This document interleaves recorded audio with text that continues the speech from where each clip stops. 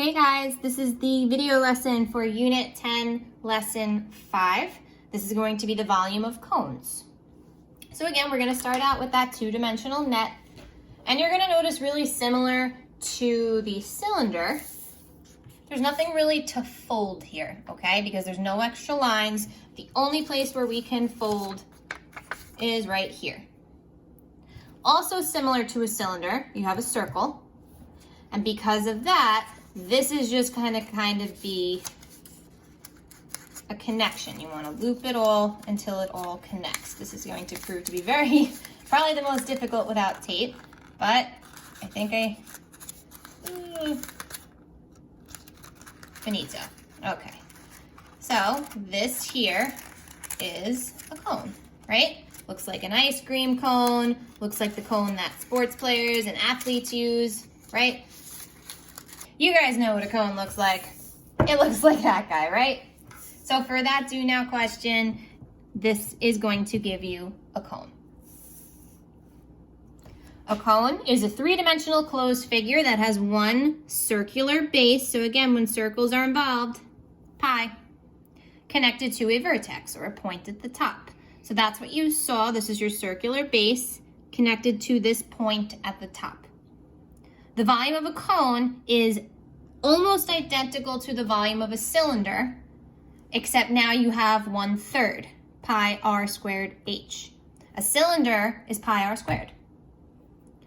The substitutions are the same. R is your radius, h is going to be the height of the cone. And now the height of the cone, don't look at the slant, you want to look straight up and down. That height has to be, look at this little box here, perpendicular to that circular base. Again, remember, r is a radius. That's going to be the distance halfway between the center to the outside of that circle. Number 1, find the volume of the cone, round your answer to the nearest tenth. Step 1, the volume formula for a cone is 1/3 pi r squared h. Your two substitutions are r, which is your radius, and to get a radius, you have to be looking at a circle. There's only one circle here. Looking at what's labeled, it's labeling this entire bottom line here as 4.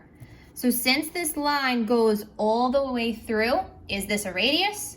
No, this is a diameter.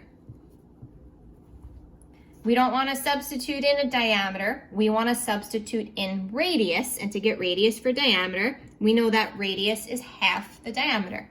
Half of 4 means our radius is 2. The height of the cone, which is going to go from that point straight down to that circle, is labeled as 6. Substitute. 1/3 pi. The radius is 2. The height, 6.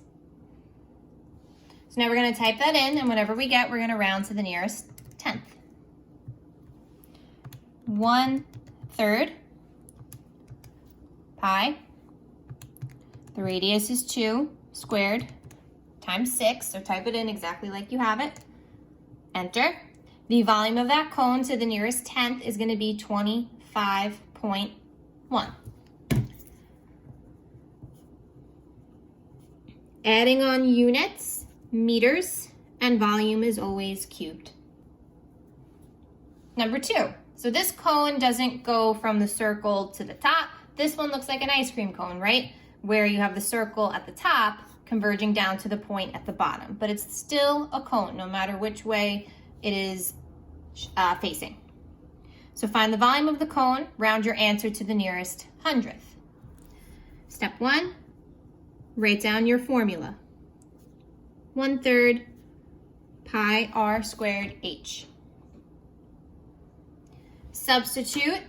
R is your radius, so you have to be looking at a circle, and you want to make sure what you're seeing goes from the center to the outside of the circle.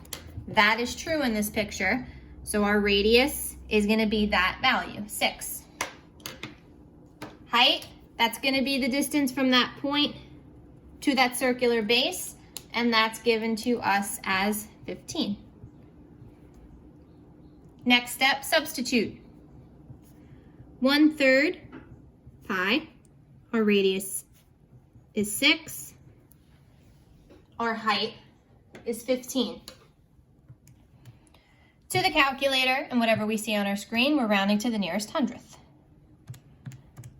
1/3 pi r squared times the height. 565 point to the nearest hundredth. I'm looking at this 8. That 6 is going to round that 8 up to a 9. So we're looking at 565.49. Volume equals 565.49. Our units are centimeters cubed. Number 3, find the volume of the cone. Express your answer in terms of pi. So this is the only one in the packets that's going to be like this, and this is something that you're going to see a lot next year when you do geometry. Instead of rounding to a decimal, you're not going to type pi in the calculator. Don't type pi in the calculator, okay? Because in terms of pi means pi is going to be in your answer. You're still going to do it the exact same way.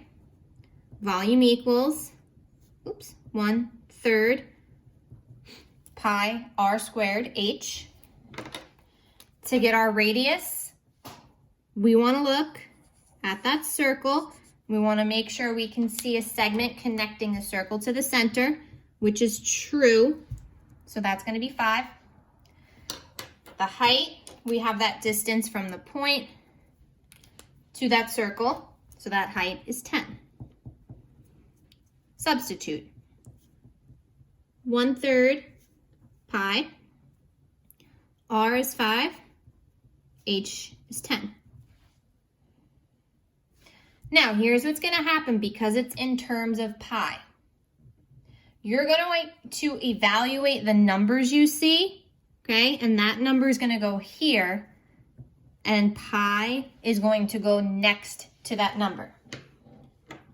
So when you're typing this in the calculator, everything gets typed in except pi. 1/3. Remember, the pi does not get typed in, so I'm going to skip over right to the 5 and the 10. Okay, and I'm getting 83.3 repeating.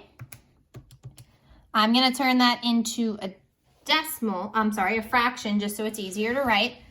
So this is going to be 250/3.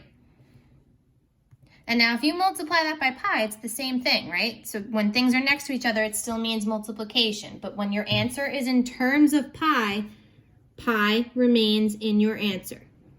So we're going to have 250/3 pi millimeters cubed. And again, this is the only one that's going to be like that in this packet. It's just something to be aware of that you're going to see next year in regular geometry as well. The questions that you're going to have, okay, just pay attention to the rounding. It's going to be modeled the same as the other lessons. So you're going to have 6 additional cones to do. Remember to be aware of the rounding. Everything is nearest tenth. Remember, you're looking for a radius, so some of these are diameters. And then your closure is also something that you have to be answering. If you guys have any questions, you know the deal. Please reach out to me, okay? Either send me a message on Canvas or message me on Remind. Have a great day.